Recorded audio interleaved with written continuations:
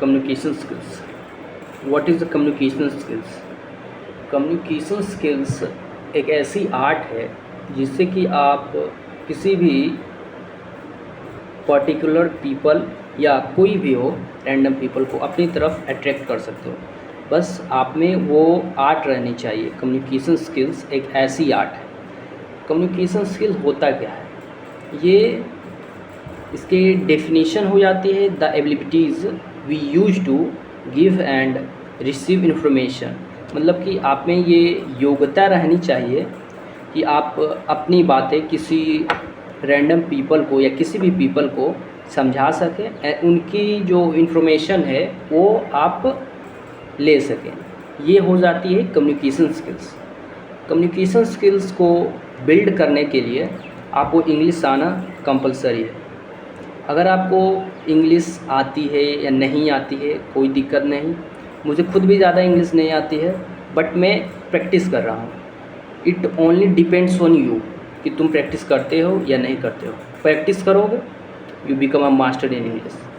तो मैं आज से एक सीरीज़ स्टार्ट करूँगा 1 साल की, जिसमें से मैं कि तुमको 10, 15 या 5 तुमको फ्रेजेस दूंगा या कुछ भी एक सेंटेंस दूंगा जो तुमको याद करना है। और तुम खुद देखोगे 1 साल बाद जो आज का तुम हो और 1 साल बाद जो तुम रहोगे, खुद तुमको डिफरेंस दिखेगी। इंग्लिश सीखने के लिए सबसे बेस्ट जरिया क्या है? Listening, writing, speaking and watching. ये 4 जो हैं ये बेस है। अगर ये चारों को आपने अपना लिया तो इंग्लिश को आप मुट्ठी में कर सकते हो। वॉचिंग में हो गया, जैसे आप कोई इंग्लिश मूवी देखो, इंग्लिश वेब सीरीज़ देखो, कुछ भी देखो इंग्लिश में देखो। अगर आपको समझ ही नहीं आ रही फिर भी देखो, क्योंकि जब आप उसे देखोगे तो आप उसे समझने की कोशिश करोगे। क्योंकि आप जैसे कोई भी सीरीज़ या कुछ भी देखोगे तो आपको उसमें इंटरेस्ट आएगा, और इंटरेस्ट आएगा तो आप उसे समझने की कोशिश करोगे। इसीलिए आप वॉचिंग देखा करो, और रीडिंग में आप इंग्लिश बुक पढ़ा करो। आपको पढ़ने आता है उतना नहीं आता है कोई दिक्कत नहीं, आप पढ़ा करो। और राइटिंग बहुत ज़रूरी है। आप पेन पेपर ले लो, जो भी आपको आता है इंग्लिश में, जो भी आता है राइट डाउन करो। जो भी आता है, हेलो, गुड मॉर्निंग, ये वो वगैरह वगैरह एक्सेट्रा, जो भी आता है आप राइट डाउन करो। क्योंकि ये करने से आपका क्या होगा?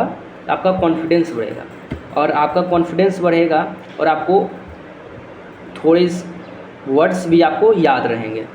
एंड वोकैबुलरी बहुत ज़रूरी है। इसीलिए आप एक छोटी सी डायरी अपने ले लो, और उसमें जो जो वर्ड आप नए नए सीखते हो उसको राइट डाउन करो, और डेली उसको रिपीट करो। जितने भी नए वर्ड नए सीखते हो, वोकैबुलरी आपकी जितनी मजबूत रहेगी उतनी आपकी अच्छी कम्युनिकेशन स्किल्स हो गई। एंड आई गारंटी यू तुम इंग्लिश सीख जाओगे, बट प्रैक्टिस ज़रूरी है। तुम 1 साल तक कोई भी चीज़ अगर लॉन्ग टाइम तक करते हो तुम उस चीज़ में मास्टर बनोगे। इसीलिए डेली 10 से 15 मिनट डेली इंग्लिश को दिया करो। मुझे भी इंग्लिश उतनी नहीं आती, लेकिन मैं प्रैक्टिस कर रहा हूँ और एक ऐसा टाइम आएगा जब मैं इंग्लिश एकदम फ्लुएंटली बोल लूँगा।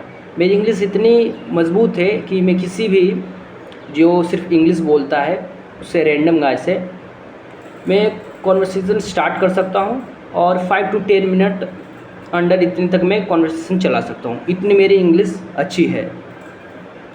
तो मैं तुम्हें 5 वर्ड्स देता हूँ जो आप नोट डाउन कर लो, कॉपी पेन ले लो और नोट डाउन कर लो, और मैं इसे डिस्क्रिप्शन में भी डाल दूँगा, बट आप नोट डाउन ही कर लो। आप भूल जाओगे बाद में, डिस्क्रिप्शन में है, चेक करोगे या नहीं चेक करोगे, अभी नोट डाउन कर लो।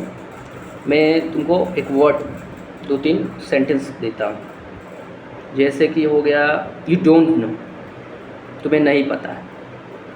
एंड वांट टू स्लैप, मतलब कोई जैसे कि होते हैं लड़ाई झगड़े हो गए हैं तो उसमें हम बोलते हैं दूँ क्या, मतलब थप्पड़ दूँ क्या, वांट टू स्लैप।